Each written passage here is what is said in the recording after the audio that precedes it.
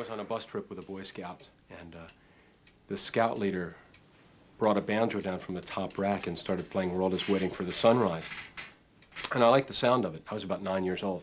And it was about the time when Flatt and Scruggs were playing on their Beverly Hillbillies show. So I thought, that's one of those. I'd like to be able to do that. So we talked to the man, and he gave me lessons on what was the tenor banjo.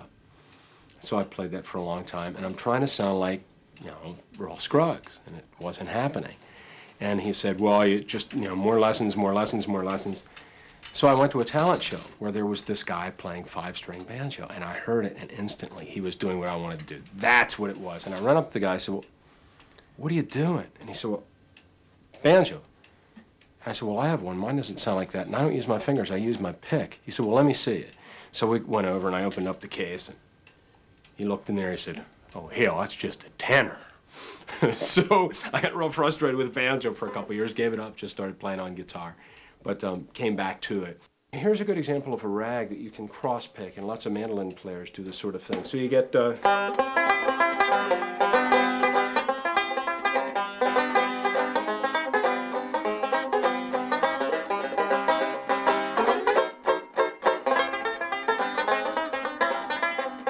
and you get this sort of thing, too. These cascading effect of strings ringing at the same time with a flat pick, which you can't usually get with a flat pick like you can with finger picks.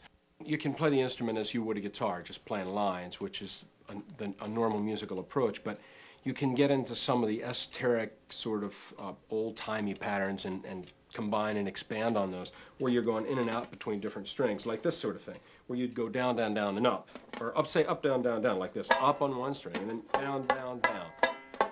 And if you do that pretty fast, sort of metronomically, you don't want to slop over it, but you get this effect. And if I play through a chord arpeggio, just the way the third stack, it sounds like this.